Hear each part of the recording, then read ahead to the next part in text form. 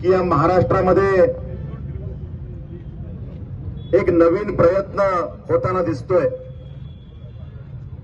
की विषय कुठलाही मिळो त्या विषयामध्ये संभ्रम तयार करायचा आणि जनतेच्या मनामध्ये विषय वेगळा असतो पण तो पसरवायचा वेगळा, अशा प्रकारची एक रणनीती होताना दिसते। अनेक विषयामध्ये महाविकास आघाडीची ही मंडळी सातत्याने राजकारण करताना दिसतात। कुठलाही विषय मिळाला तरी त्या विषयाला वेगळं स्वरूप द्यायचं आणि आम्हाला राजकारण करून हेतू मात्र एकच की कुठल्याही प्रकारे आम्हाला सत्तेत येता येईल का, ही एकमेव भावना सातत्याने त्यांच्या प्रत्येक वक्तव्यामध्ये दिसते। या महाराष्ट्रामध्ये चांगल्या पद्धतीने राज्यकारभार सुरू असताना समाजातल्या प्रत्येक घटकाला केंद्रबिंदू मानून हे सरकार काम करत असताना आता हे सरकार चांगल्या पद्धतीनं काम करतंय, जनतेच्या हृदयामध्ये स्थान प्राप्त करतंय आणि त्यामुळे धडकी भरलेले हे महाविकास आघाडीचे नेते आता इतक्या खालच्या थराला उतरलेत की छत्रपती शिवाजी महाराजांच्या विषयात सुद्धा राजकारण करण्याची संधी हे सोडत नाहीयेत।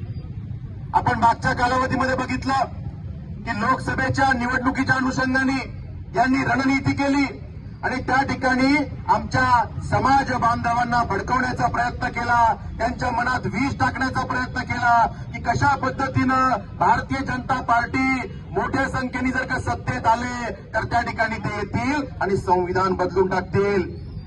माथी भडकवण्याचं काम केलं। आपण म्हणतो ज्या पद्धतीनं भुई थोपटून साप आला ओरडायचं आणि त्या ठिकाणी संभ्रमाचं वातावरण तयार करायचं, हा प्रयत्न त्या ठिकाणी होताना दिसला।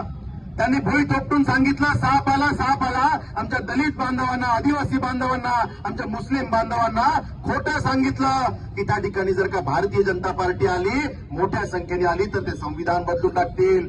आमच्या पंतप्रधान नरेंद्रजी मोदींनी कायमच या सगळ्या समाजाचा सन्मान केला आणि त्या ठिकाणी आमच्या द्रौपदीताई मुर्मू असतील जे आदिवासी समाजातून येतात, आमचे रामनाथजी कोविंद असतील जे दलित समाजातून येतात, त्या प्रत्येक व्यक्तीला सन्मान देण्याचं काम करणारे हे मोदीजी आहेत। त्यामुळे अशा पद्धतीने ते वागू शकत नाही हे सांगण्यामध्ये कुठेतरी आम्ही कमी पडलो।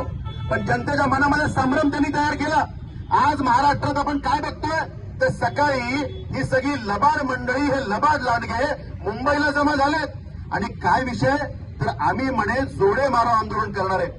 अरे खरं तर जोडे खायची लायकी तुमची आहे।